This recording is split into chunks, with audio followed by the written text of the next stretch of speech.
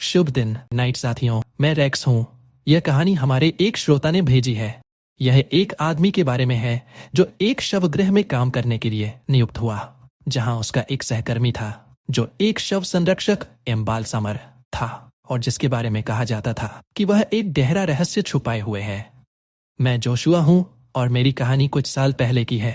मैंने अपनी पुरानी नौकरी खो दी थी और तभी मेरे एक परिचित ने मुझे बताया कि उसने एक श्मशान से हाल ही में इस्तीफा दिया है और वहां कोई नया व्यक्ति चाहिए। इसलिए मैंने तुरंत नौकरी स्वीकार कर ली। वहां के लोग काफी अच्छे थे और मुझे वहां की कार्यशैली में जल्दी ही ढलने का मौका मिल गया। लेकिन मैंने देखा कि एक सहकर्मी था जिसे बाकी लोग नजरअंदाज करते थे। कहते थे कि वह किसी की मदद नहीं चाहता था और हमेशा अकेला रहना पसंद करता था। वह थे मंग तुनिंग और वे एक शव संरक्षक थे। कहा जाता था कि वे वहां सबसे लंबे समय से काम कर रहे हैं और लगभग वहीं रहते थे क्योंकि वे रात में भी काम करते रहते थे। दुर्भाग्य से मुझे भी शवगृह में काम करने के लिए स्थानांतरित किया गया क्योंकि मालिक ने स्टाफ बढ़ाने का फैसला किया था। मंग तुनिंग मुझे रात में काम सिखाएंगे जबकि मैं दिन में कोर्स करूंगा। मंग तुनिंग के चेहरे से साफ था कि वे इस निर्णय से खुश नहीं थे और उनके हाव भाव में भी एक असहजता थी। कुछ रातें बीतने के बाद हमने अपने इलाके में एक भयावह खबर सुनी। एक महिला को मृत पाया गया और उसके शरीर पर काटने के निशान थे, जिससे हम सब डरे हुए थे कि किसने उसकी हत्या की होगी। महिला का कोई दुश्मन नहीं था और वह एक शांतिपूर्ण जीवन जी रही थी और वह हमारे पास ही रहती थी। हमारे बारंगाई ने हमें रात के समय ज्यादा सावधान रहने की चेतावनी दी है। मैं चिंतित हूं क्योंकि मेरा काम रात में शुरू होता है जब मैं मंग तुनिंग के साथ पुनारे मॉर्चरी में काम करता हूं। मैं सोच रहा हूं कि कैसे अपना काम ठीक से कर पाऊंगा, लेकिन मैंने सोचा कि अपनी क्लास के बाद थोड़ा जल्दी निकलने की कोशिश करूंगा। हमारे बारंगाई में कुछ महीनों से शांति थी क्योंकि मोहल्ले के कोने पर औरतों के कत्ल की कोई खबर नहीं थी। मेरा डर भी थोड़ा कम हो गया था, लेकिन मैंने देखा कि मंग तुनिंग का गुस्सा बढ़ने लगा है जब वो मुझे सिखा। साथ काम करने वालों ने भी देखा कि वो अक्सर गुस्से में रहता है और उन पर भी चिल्लाने लगता है। हमारे एक साथी ने बताया कि एक बार उसने मंग तुनिंग को मॉर्चरी में देखा और मंग तुनिंग ने अचानक उस पर दरवाजा बंद कर दिया और उसे चिल्लाकर निकलने को कहा। पहले वो काफी शांत रहता था और ठीक से बात भी करता था, इसलिए ये बदलाव समझ नहीं आ रहा। मैं भी इसमें शामिल हो गया क्योंकि कुछ दफा उसने मुझे मॉर्चरी में आने नहीं दिया जबकि मेरा शेड्यूल था कि वो मुझे सिखाएगा। मैं चिंतित हूं कि मैं पुनारे के मालिक से क्या कहूं क्योंकि मंग तुनिंग से मुझे ठीक से ट्रेनिंग नहीं मिल रही। मालिक ने कहा कि वो मंग तुनिंग से बात करेंगे और मुझे हैरानी हुई जब उन्होंने बताया कि मंग तुनिंग की बीवी को कोई गंभीर बीमारी है, इसलिए शायद वो तनाव के कारण गुस्से में रहता है। कुछ रात बाद उसने मुझे फिर से मॉर्चरी में आने दिया। यह फिर से मुझसे सामान्य तरीके से पेश आने लगा, जैसे कुछ हुआ ही ना हो। कुछ रातें बीती और हम हैरान रह गए जब हमें पता चला कि हमारे एक सहकर्मी की मौत हो गई। उसकी लाश मिली जिसमें पेट में एक बड़ी चीरा लगी, आंतें और अंग बाहर निकले हुए थे।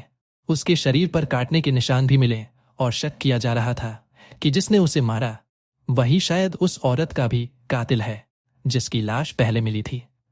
मुझे फिर से उस संदिग्ध के लौटने से डर लगने लगा, खासकर उसकी विचित्र हरकतों से जिसमें वह अपने शिकारों को खा जाता था। मैंने डर के मारे अपनी यात्रा जल्दी शुरू कर दी ताकि रात में अकेले काम पर जाते वक्त किसी अनहोनी से बच सकूं। हमारे काम पर यह अफवाह भी थी कि शायद मंग तुनिंग ही हत्यारा है। आखिरी पीड़ित वह सहकर्मी था जिसे उसने डांटा था। सहकर्मियों का शक था कि शायद उसने मुर्दा घर में कुछ देखा था और मंग तुनिंग डर गया कि कहीं उसने उसे कुछ करते हुए देख लिया हो।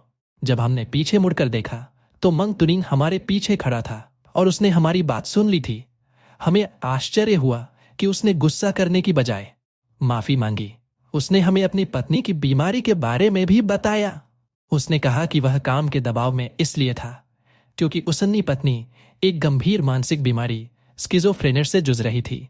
उसने अक्सर कहा कि अब उसे यह नहीं पहचानता और उसके प्रति हिंसक हो जाता है, इसलिए वह अपने काम में अपना सारा समय लगा रहा है। हमने अपनी गपशप के लिए तुरंत माफी भी मांगी। हमें मंग तुनिंग की स्थिति पर दया आ रही थी, इसलिए हमने फिर से उसके बारे में बात नहीं की। कुछ रातें बीत गईं और शुक्रवार को मेरे पास कुछ नहीं करने के कारण मैंने शवगृह जाने का सोचा। जब मैं करीब पहुंचा तो मुझे याद आया कि मंग तुनिंग ने मुझे रोका था। मैंने सोचा कि बस उसकी गतिविधियों को देख लूं। मैंने किसी और की आवाज सुनी, इसलिए मुझे लगा कि मंक टुनिंग का कोई साथी है। जैसे ही मैंने झांका, मैं जो देखा उस पर चिल्ला पड़ा। एक महिला मंक टुनिंग के शव के आंतरिक अंग खा रही थी। यह मुझ पर नजर गड़ाए हुए था और ऐसा लग रहा था कि मैं अगला शिकार हूं। अच्छा हुआ कि मंक टुनिंग बीच में आ गए और उन्होंने इसे शांत किया। ठीक समय पर हमारे साथी आए और हमारी मदद की। हमें गार्डों से पता चला कि मंक टुनिंग की पत्नी हत्या की घटनाओं में संदिग्ध है। मंक टुनिंग इसे छुपा रहा था और उसे मोर्ग से लाए गए कि अंदरूनी अंग खिला रहा था। इसलिए वह कभी कभी अंदर नहीं आ चाहती थी, क्योंकि वह इसे अक्सर अंतिम संस्कार गृह में चुपके से ले जाता था ताकि इसे शांत किया जा सके। उसकी पत्नी का मनोवैज्ञानिक रोग के कारण मानव मांस खाने की आदत बन गई थी।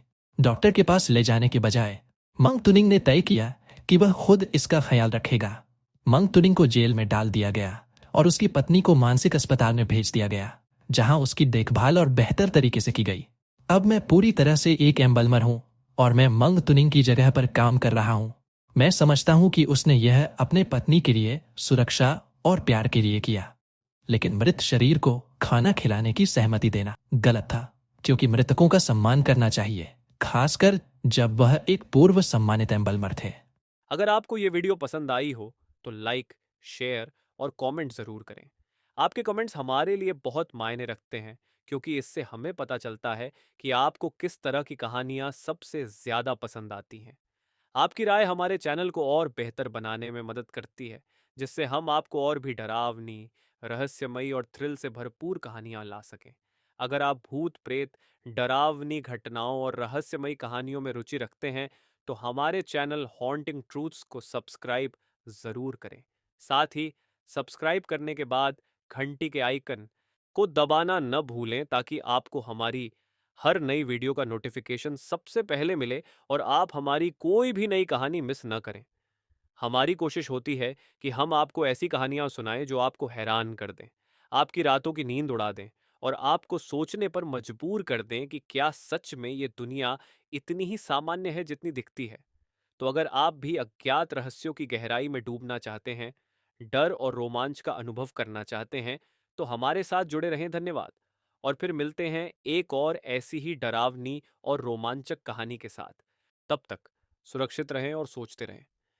क्या ये सिर्फ एक कहानी थी, या हकीकत इससे कहीं ज्यादा डरावनी हो सकती है?